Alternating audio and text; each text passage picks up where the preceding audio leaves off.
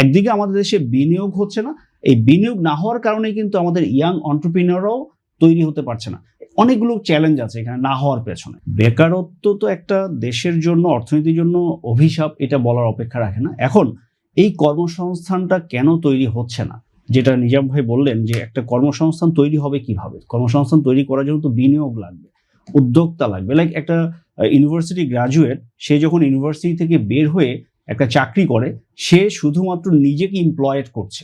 কিন্তু সে যদি একজন এন্টারপ্রেনিউর হন, তাহলে সে কিন্তু লাইক ফর এক্সাম্পল সিম্পলি একজন যদি কমার্স শুরু করে, শুধু ফেসবুক মার্কেটিং এর একটা কাজ শুরু করে, তাহলে তার কিন্তু একজন গ্রাফিক ডিজাইনার লাগে, তার একজন ভিডিও এডিটর লাগে। এক্সট্রিম মশার কয়েল প্ল্যান্ট ফাইবার দিয়ে তৈরি, তাই সহজে ভাঙে না, সুগন্ধিযুক্ত ও নিরবিচ্ছিন্নভাবে জ্বলে। ডেঙ্গু, চিকুনগুনিয়া বাহি সহ যে কোনো মশার বিরুদ্ধে দেয় এক্সট্রিম সুরক্ষা। সে নিজে ছোট্ট একটা উদ্যোক্তার মাধ্যমে 5 জনের কমপক্ষে কর্মসংস্থানের ব্যবস্থা করতে পারে। এবং এখানে মানিটার কিন্তু মানে শুধু মানি ফ্লোটা বাড়ে।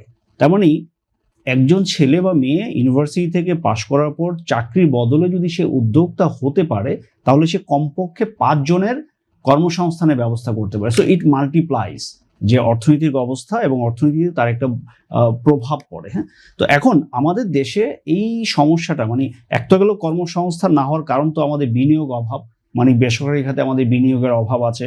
নতুন নতুন মানে আমরা যদি বলি যে এন্টারপ্রেনিউর, এই কনসেপ্টটা নিয়েও আমাদের এখানে একটা ভুল বোঝাবুঝি আছে। মানে কেউ একজন, যে নিজাম ভাই বলছিলেন যে পারিবারিক ব্যবসা সে কন্টিনিউ করছে, তাকে কি আমরা এন্টারপ্রেনিউর বলতে পারবো? কিংবা ধরুন একজন ট্রেডিং এর ব্যবসা করছে, সে কি এন্টারপ্রেনিউর? যে একটা ইম্পোর্ট করে সে এক্সপোর্ট করছে, মানে ইম্পোর্ট করে বাজারে বিক্রি করছে, এটাও কিন্তু এন্টারপ্রেনিউরশিপ না। তো এন্টারপ্রেনিউরশিপ মানেই হতে, সহজ করে যদি বলি, যেমন ধরুন যে একটা লেবু বাজার থেকে কিনে, কৃষকের কাছ থেকে কিনে আমি বিক্রি করলাম, এটা হচ্ছে ট্রেডিং। কিন্তু ওই লেবুটাকে প্রসেস করে লেবুর জুস বানালাম বা লেবুর শরবত বিক্রি করলাম, এটা হচ্ছে আমার এন্টারপ্রেনিউরশিপ।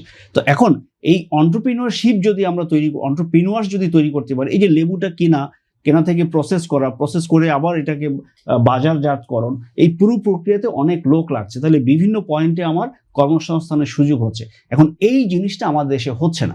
একদিকে আমাদের দেশে বিনিয়োগ হচ্ছে না, এই বিনিয়োগ না হওয়ার কারণে কিন্তু আমাদের ইয়াং এন্টারপ্রেনিউররাও তৈরি হতে পারছে না। অনেকগুলো চ্যালেঞ্জ আছে এখানে না হওয়ার পেছনে।